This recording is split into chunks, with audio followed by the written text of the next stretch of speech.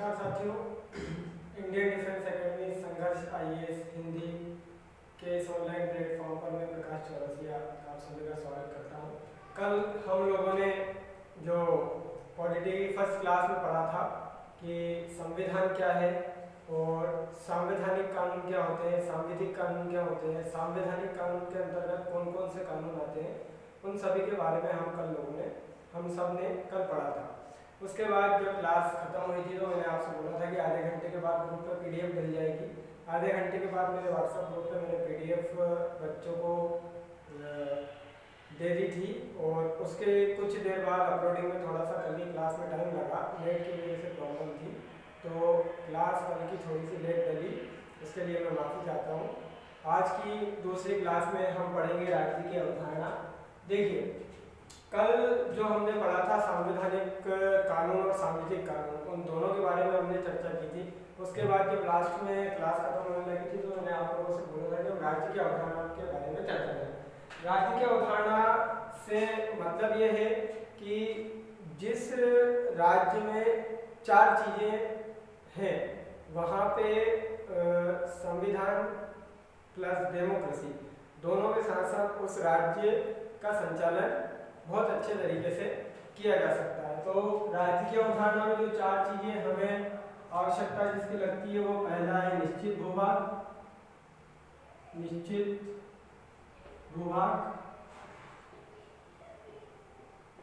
दूसरी है जनसंख्या,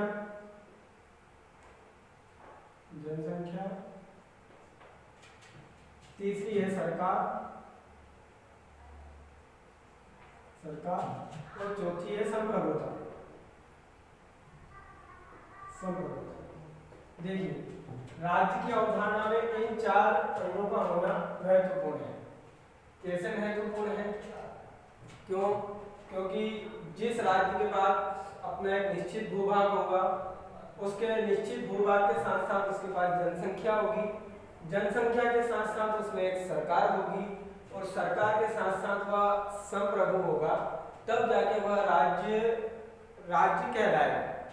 ब्रिटिश काल में क्या था कि हमारे पास हमारा निश्चित भूभाग था, है ना, जनसंख्या पूरी थी, ब्रिटिश सरकार हमारे भारत देश पे राज कर ही रही थी, लेकिन हम संप्रभु नहीं थे। मतलब हम संप्रभु का मतलब ये होता है कि हम अपने डिसीजन खुद लें, हम अपने आंतरिक डिसीजन जो हमारे घर में है, जैसे मान लीजिए घर है, मेरे घर में मेरे अगर दादाजी है तो वो संप्रभु है, वो उनके घर में उनके डिसीजन खुद ले सकते हैं। उसी प्रकार संप्रभुता का मतलब ये है कि हम अपने डिसीजन खुद ले सकें। लेकिन ब्रिटिश सरकार में क्या होता था कि हम लोग संप्रभु नहीं थे।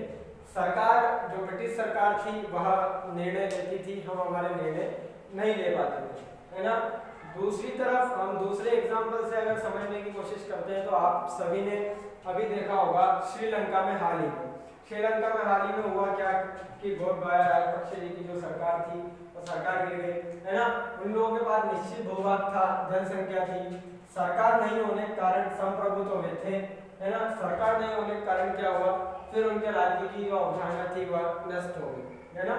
तीसरी तरफ अगर हम वापिस से कुछ और एग्जाम्पल देखते हैं तो हम पाएंगे कि जब चीन ने तिब्बत पर हमला किया था तब क्या था कि निश्चित भूभाग था, जनसंख्या थी, सरकार था, लेकिन संप्रभु नहीं था। तो ऐसे कई उदाहरण हमें देखने को मिलते हैं जो राज्य की अवधारणा को प्रदर्शित करते हैं, है ना।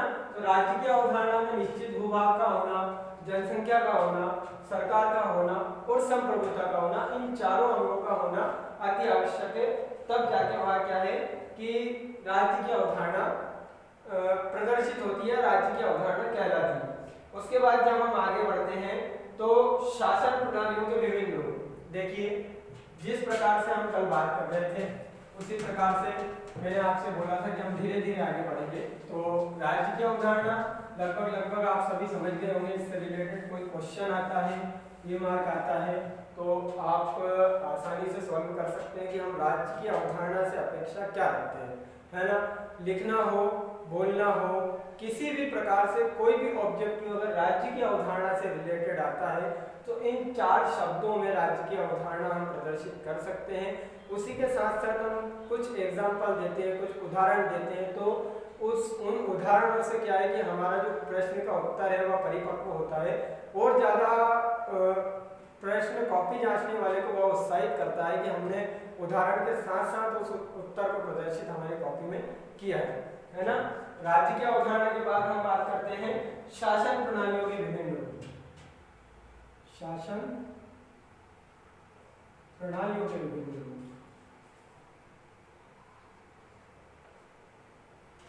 प्रणालियों के विभिन्न रूप। अब देखिए शासन प्रणालियों के विभिन्न रूप में क्या आएगा। शासन प्रणालियों के विभिन्न रूप में आएगा कि कानून बनाना,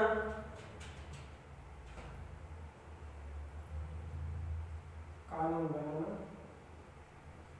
कानून को लागू करना,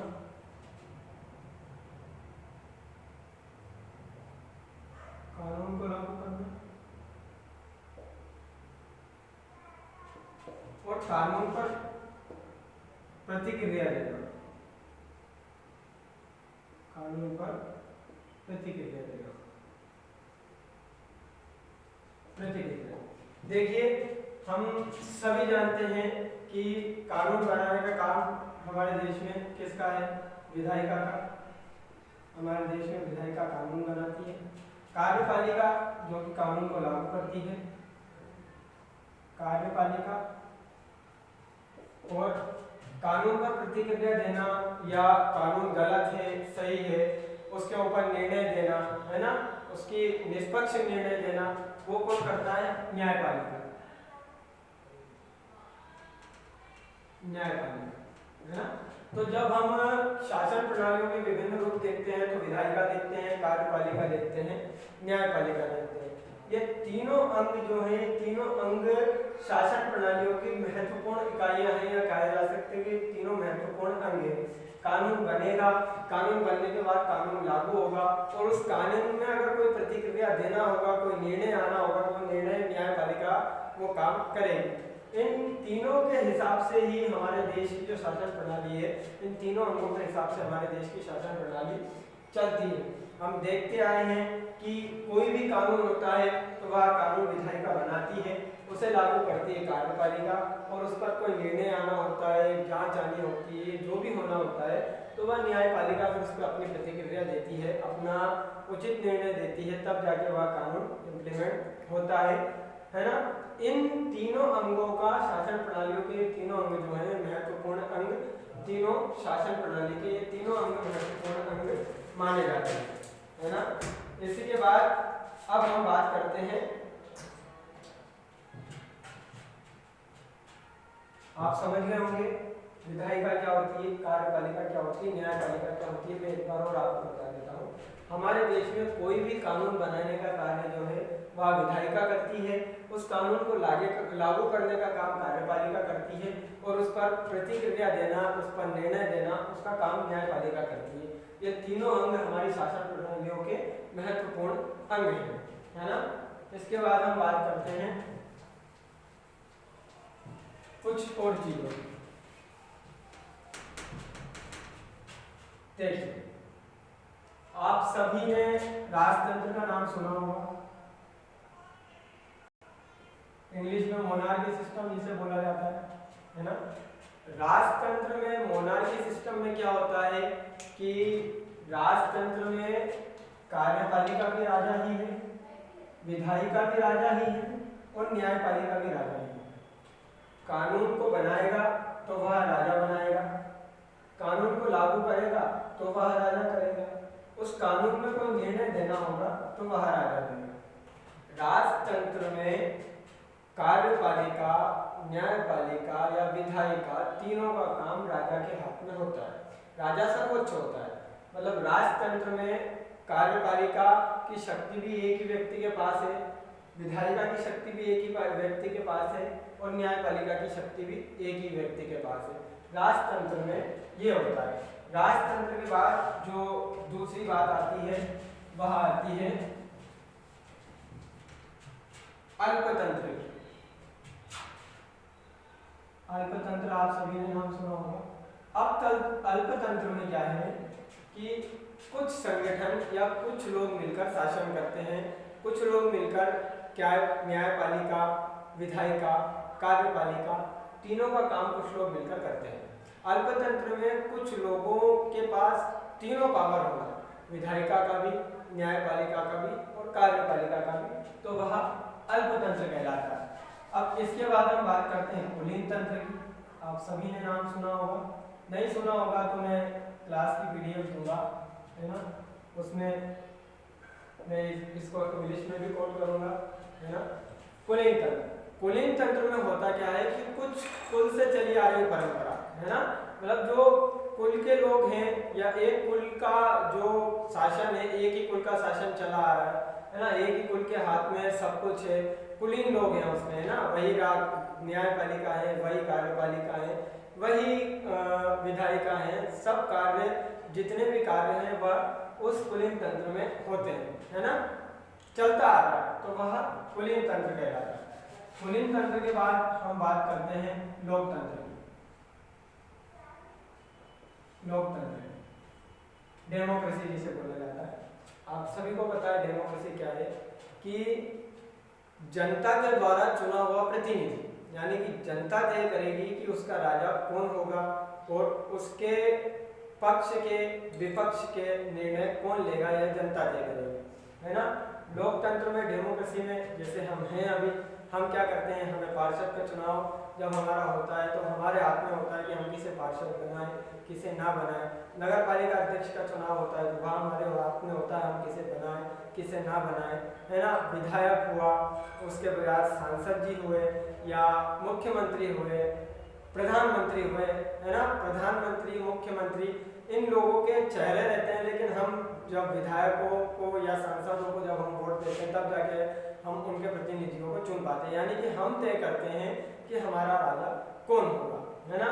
लोकतंत्र का मतलब आप समझिए कि जनता के द्वारा चुना हुआ प्रतिनिधि, जनता के द्वारा जो प्रतिनिधि चुना जाता है ना, वह सिस्टम क्या है, लोकतंत्र कहलाता है। इसकी बहुत अच्छी सी डेफिनेशन क्लियरली बना के मैं जब पीडीएफ डालूंगा तो मैं ग्रुप पे डालूंगा, समझाने के तौर पर मैं आपको समझा रहा हूँ कि लोकतंत्र का मतलब होता है जनता के द्वारा चुना हुआ प्रतिनिधि। इसमें क्या है, जनता संप्रभु है, जनता जो है वह संप्रभु है, उसका निर्णय है वह किसे चुनेगी, किसे नहीं चुनेगी, नहीं चुनना होगा तो नोटा दबा के खत्म करेगी, है ना।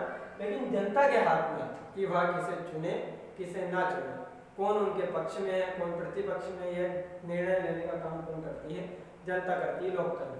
दूसरा आ जाता है संविधानवाद। संविधानवाद में क्या होगा,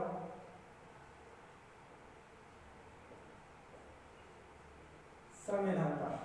अब संविधानवाद में क्या है कि सरकार है ना, लेकिन हम लोगों ने प्रधानमंत्री चुना, प्रधानमंत्री बनके उनकी कुर्सी पर जाके बैठ गए, लेकिन क्या प्रधानमंत्री बनने के बाद वह अपने मन के राजा हो गए, जो वह चाहेंगे वह होगा, जो जैसा उन्होंने बोला वैसा हो जाएगा।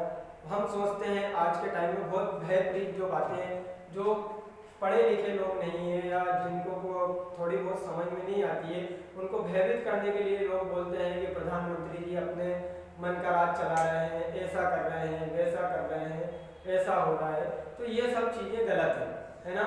एक पढ़े लिखे व्यक्ति या एक समझदार व्यक्ति से जब आप बात करेंगे तो वह आपको समझाएगा कि सरकार जो है वह पूर्णतः खुली हुई नहीं है। खुली हुई का मतलब होना है कि वह अपने निर्णय पूरे तरीके से नहीं ले सकती है ना, मतलब उसके ऊपर संविधान है, अपनी मर्जी से प्रधानमंत्री जी कुछ नहीं कर सकते, संविधान उनके ऊपर है, उन्हें संविधान के दायरे में लेकर काम करना होगा। जो भी सरकार आएगी वह अपनी मर्जी की मालिक नहीं है, वह अपनी मर्जी से कुछ नहीं कर सकती। मान लीजिए प्रधानमंत्री जी बोल रहे हैं कि इसे 10 साल के लिए अंदर कर दो, है ना, ऐसा नहीं हो सकता है, जबकि वो बोलेंगे कि मैं प्रधानमंत्री हूँ, मैं राजा हूँ, इस समय में मेरा पद है, इतना बड़ा है, आप कैसे बोल सकते हैं, ऐसा नहीं हो सकता है।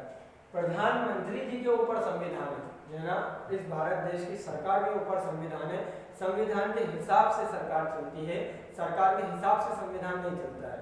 संविधान में जो लिखा है, जो संविधान बोलेगा वही सरकार को करना पड़ेगा, उसी प्रकार से सरकार को चलना पड़ेगा, उसी प्रकार से सरकार को कार्य करना पड़ेगा। जब हमने देखा था, जब हम देखते हैं कि 1942 का जो दौर आया था इंदिरा गांधी जी वाला, उस समय की बात कुछ और थी। वह जब हम धीरे धीरे संविधान में उतरेंगे तो हम उसकी चर्चा भी करेंगे। बहुत अच्छा मतलब बहुत शानदार टाइम वो रहता है जब हम मिनी कॉन्स्टिट्यूशन की बात करते हैं। कई चीज़ें होती हैं जो हमें जानने को मिलती हैं, उसमें हमें बहुत सारी चीज़ें पता चलती हैं कि कैसे हुआ, क्या हुआ, कब हुआ, वो बहुत सारी चीज़ें उसमें हो जाती हैं। हम जब आएंगे धीरे धीरे, जब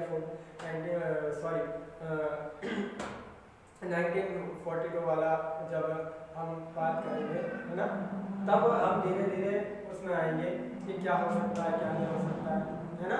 धीरे धीरे धीरे धीरे हो सकता है कि मैं सन बोल रहा हूँ कि ध्यान सन थोड़ा सा मेरे माइंड से उतर रहा हो, मुझसे गलती हुई है, सन नहीं आ रहा है।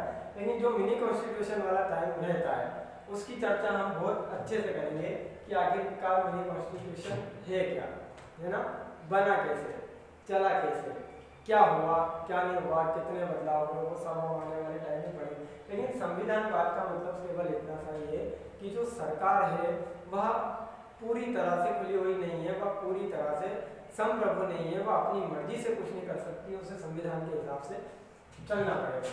संविधान बात के बाद हम जब बात करते हैं तो हम बात करते हैं जो सरकार की शक्तियों को सीमित करने के जो टूल है। अब देखिए, शासन प्रणालियों में हमने विभिन्न रूप पढ़े, है ना, हमने कुछ दूसरी चीजें समझी, चाहे वो राजतंत्र वो एक चीज हो, धर्मतंत्र जो मैं बोल रहा था, धर्मतंत्र। देखिए धर्मतंत्र में क्या होता है कि धर्मतंत्र में जो धार्मिक ग्रंथ हैं वही विधायिका का काम करते हैं, वही कार्यपालिका का काम करते हैं। जो धर्मगुरु होते हैं, है ना, वह निर्णय लेते हैं, मतलब धार्मिक ग्रंथ धर्मगुरु, है ना, उसके हिसाब से धर्मतंत्र चलता है। यानी कि कार्यपालिका भी उनकी है, न्यायपालिका भी उनकी है, विधायिका भी उनकी है। जो उनके निर्णय होंगे, जो धार्मिक ग्रंथ में लिखे होंगे, वह धर्मतंत्र कहलाता है ना। जो मैं भूल रहा था वो याद आ गया, धर्मतंत्र, तो मैंने आपकी उसके बारे में चर्चा की। अब हम पढ़ते हैं कि जो सरकार की शक्तियों को सीमित करने में, देखिए सरकार की शक्तियों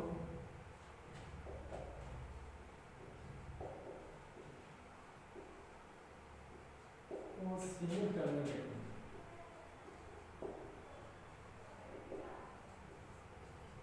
अब देखिए सरकार की शक्तियों को सीमित करने के टूल क्या होंगे।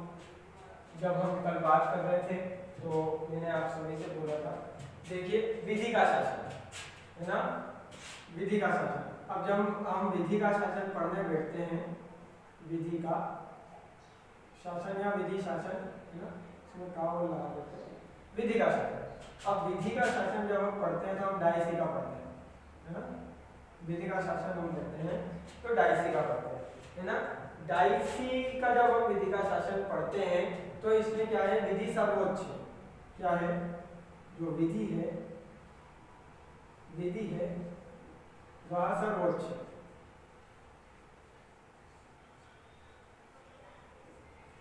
विधि जो है वह सर्वोच्च है ना। विधि के समक्ष क्षमता है। विधि के शासन जो डायसी का है उसमें क्या है, विधि सर्वोच्च है और विधि के समक्ष क्षमता है। अब विधि के समक्ष क्षमता को हम कैसे समझेंगे, जब हम पढ़ेंगे आर्टिकल 14, है ना, आर्टिकल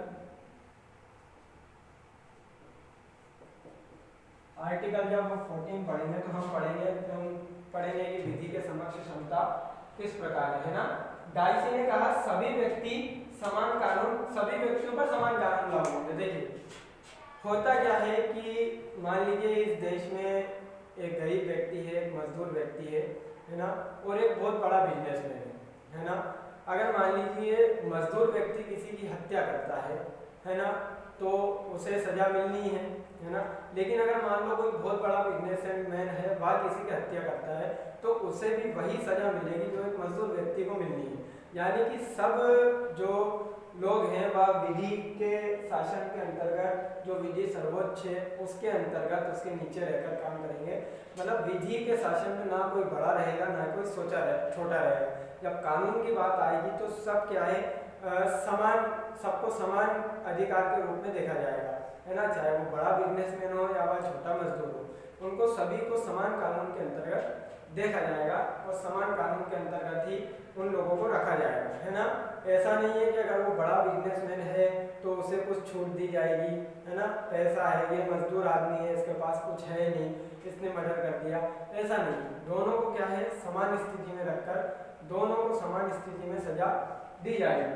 तो डाइसी ने कहा है कि जो सभी व्यक्ति हैं वह समान कानून के अंतर्गत आएंगे, सभी पर समान कानून लागू होंगे, सामान्य न्यायालय की अधिकारिता में सभी लोग रहेंगे। देखिए क्या है कि बड़ा बिजनेसमैन है ना, तो ऐसा नहीं है कि वह बड़ा बिजनेसमैन है तो उसके लिए केवल सुप्रीम कोर्ट ही है, वो हाई कोर्ट उसके लिए कोई मायने नहीं रखता है, न्यायालय जिला न्यायालय उसके लिए मायने नहीं रखता है, ऐसा कुछ नहीं। आपने अभी देखा होगा राहुल गांधी जी के केस में उन्हें जिस जिला न्यायालय में जाना पड़ा, तो आप समझ रहे होंगे इन चीज़ों को, है ना। जो बड़ा व्यक्ति है उसके लिए भी जिला न्यायालय उसी प्रकार काम करता है जिस प्रकार एक छोटे व्यक्ति के लिए, एक मजदूर के लिए, एक निर्धन व्यक्ति के लिए जिला न्यायालय काम करता है ना। मतलब क्या है कि जो कानून का अधिकार है वह सभी के लिए समान है ना। सामान्य न्यायालय की जो अधिकारिता है वह सभी लोगों के लिए क्या है, समान है, सभी लोग उसमें आएंगे।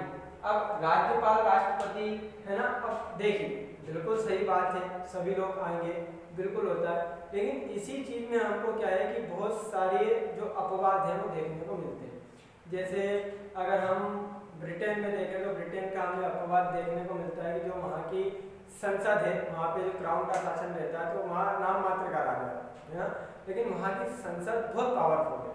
वहाँ की संसद इतनी ज़्यादा पावरफुल है कि वह व्यक्ति को, यानी आदमी को, मतलब पुरुष को स्त्री बनाना और स्त्री को पुरुष बनाने के अलावा सब कुछ कर सकती है, इतनी ज़्यादा पावरफुल वहाँ की संसद है। संसद के बाद जब हम भारत में देखते हैं तो भारत में भी हमें बहुत सारे अपवाद देखने को मिलते हैं। जैसे मान लीजिए कोई व्यक्ति राष्ट्रपति है या राज्यपाल है ना, तो राष्ट्रपति होते हुए वह अपने कार्यकाल में उसके ऊपर कोई मुकदमा नहीं चल सकता है। जब तक वह राष्ट्रपति के पद पर पदस्थ है तब तक उनके ऊपर कोई मुकदमा नहीं चल सकता है, उनके ऊपर कोई कार्रवाई नहीं की जा सकती है। राज्यपाल जी के साथ भी यही है कि जब तक वह राज्यपाल की कुर्सी पे है तब तक उन पर कोई कार्रवाई नहीं की जा सकती है। उनके द्वारा दिया गया वक्तव्य या कुछ भी ऐसी चीज़ जो पटल पर बोला गया हो या कुछ भी किया गया हो उसके अंतर्गत हम न्यायालय में नहीं जा सकते हैं कि इन्होंने ऐसा बोला है या यह चीज़ गलत बोली है, हम इसके लिए न्यायालय में नहीं जा सकते हैं। तो यह एक अपवाद के तौर पर देखा जा सकता है। यह जो सांसद, राष्ट्रपति और राज्यपाल जी के लिए यह आता है आर्टिकल 361 में। यह भी जब हम आगे बढ़ेंगे तो हम बहुत अच्छे से 361 को समझेंगे। राष्ट्रपति और राज्यपाल जी की शक्तियों के बारे में जब हम समझेंगे तो 361 हम लोग पढ़ेंगे, है ना। उसी प्रकार सांसदों के लिए भी एक आर्टिकल होता है, आर्टिकल 105। देखिए जब भी आप पॉलिटी पढ़े तो एम लक्ष्मीकांत की बुक आपके पास रहती है, लेकिन एक बेयर एक्ट आता है, बार एक्ट आता है, जो वकील लोग जो रहते हैं वो यूज़ करते हैं। संविधान का एक बार एक्ट आता है, उसमें अलग अलग आर्टिकल्स के बारे में अलग अलग जानकारियाँ दी हुई होती हैं। तो जब भी आप कॉन्स्टिट्यूशन की क्लास लें, चाहे मेरी लें या किसी और की लें, है ना, जिनकी भी लें, जिनकी भी अटेंड करें, तो आप कम से कम बार एक्ट साथ में रखें। उससे क्या है कि आपको प्रत्येक आर्टिकल की जानकारी टाइम पे लगती रहेगी। जैसे मैंने अभी 361 बोला, लेकिन बहुत आगे बढ़ने के बाद पॉलिटी में मैं आपको बताऊंगा 361 है क्या, लेकिन अभी पढ़ते पढ़ते आप अगर उसको देखेंगे तो आपको थोड़ा बहुत नॉलेज होगा। 105 आर्टिकल है क्या, है ना। इन सब आर्टिकलों की आपको धीरे धीरे जानकारी लगती रहेगी। तो सांसदों के लिए आर्टिकल 105 है, उसमें भी यही है कि जब सांसद तो वह जब कोई भी वक्तव्य देता है संसद के अंदर या तो हम उसके ऊपर कानूनी कार्रवाई, कुछ गलत भी होता है, कुछ भी बोला जाता है तो हम कानूनी कार्रवाई नहीं कर सकते, हम न्यायालय में नहीं जा सकते सांसदों के लिए, है ना। राज्यों के मामले में भी ऐसा ही होता है। उसके बाद क्या है, सकारात्मक विभेदीकरण होना चाहिए। कहने का मतलब यह है कि जो हम अपवाद देखते आते हैं, जो अपवाद कुछ है, तो इन अपवादों से ऐसा लगता है कि सकारात्मक विभेदीकरण होना चाहिए, मतलब समान हक सभी को होने चाहिए, है ना। ये अपवाद जो देखने को मिलते हैं, इन अपवादों को थोड़ा थोड़ा हम लोग रिलेट करते हैं, लेकिन फिर भी ऐसा हम सोचते हैं कि सकारात्मक विभेदीकरण जो है वह होना चाहिए। पॉजिटिव डिस्क्रिमिनेशन, है ना, जो इसको सकारात्मक विभेदीकरण आप नहीं समझ पा रहे हैं, तो पॉजिटिव डिस्क्रिमिनेशन, सकारात्मक विभेदीकरण, पॉजिटिव डिस्क्रिमिनेशन होना चाहिए, है ना। दूसरा जो मैंने आपसे बोला था कि जब हम बात करेंगे शक्ति के पृथक्करण के सिद्धांत की, शक्ति के पृथक्करण के सिद्धांत की, शक्ति के पृथक्करण के सिद्धांत।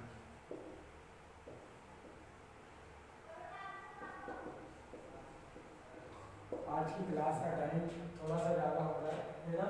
इस शक्ति के पृथक्करण के सिद्धांत की बात हम कल की क्लास में करेंगे। हम पूरी तरीके से समझेंगे कि कार्यपालिका की शक्तियाँ क्या हैं, विधायिका की शक्तियाँ क्या हैं, न्यायपालिका की शक्तियाँ क्या हैं, किन शक्तियों के थ्रू वह काम करती हैं। कुछ अपवाद भी हैं, वह अपवाद भी हम देखेंगे। बहुत सारी चीज़ें हैं जो हम कल की क्लास में जानेंगे। अगर आपको ये क्लास अच्छी लग रही है, संघर्ष IAS का ये ऑनलाइन प्लेटफॉर्म आपको पसंद आ रहा है, तो प्लीज़ लाइक कीजिए, सब्सक्राइब कीजिए, और जो आपके परिचित हैं, दोस्त हैं, जो आते हैं, उन तक इसको पहुंचाइए। मैं कोशिश करूंगा कि मैं और अच्छे से आपको समझा पाऊँ। अगर मेरे सब्सक्राइबर बढ़ते हैं, देखने वाले बढ़ते हैं, बच्चे बढ़ते हैं, तो मैं इसी प्लेटफॉर्म पर history, economy, geography, the Hindu और इंडियन एक्सप्रेस, जो कि बहुत मुश्किल अखबार होते हैं सम लोग से बात की परीक्षा के लिए, जो बच्चे नहीं पढ़ पाते, मैं उनको हिंदी में एनालिसिस उनका लाऊंगा। मैं धीरे धीरे सब कुछ लाऊंगा, लेकिन थोड़ा बहुत आपको भी सपोर्ट करना पड़ेगा, है ना। तो कल हम पढ़ेंगे शक्ति के पृथक्करण के सिद्धांत को, है ना। कल की क्लास में जानेंगे कि शक्ति का पृथक्करण का सिद्धांत क्या है, किस प्रकार से काम करता है, किस प्रकार से तीनों जो कार्यपालिका, न्यायपालिका और जो विधायिका है उनकी शक्तियाँ क्या है, अपवाद क्या है, वो सब हम जानेंगे, है ना। इस क्लास की जो PDF है वो आपको मेरे व्हाट्सएप ग्रुप में मिल जाएगी, है ना। आप अगर मेरे व्हाट्सएप ग्रुप से जुड़ना चाहते हैं, PDF पढ़ना चाहते हैं, तो वीडियो के कमेंट बॉक्स में आप आपका नंबर और अपना नाम लिख दीजिएगा, मैं आपको व्हाट्सएप ग्रुप में ऐड कर दूँगा, है ना। कल की क्लास में हम पढ़ेंगे शक्ति के पृथक्करण के सिद्धांत। धन्यवाद।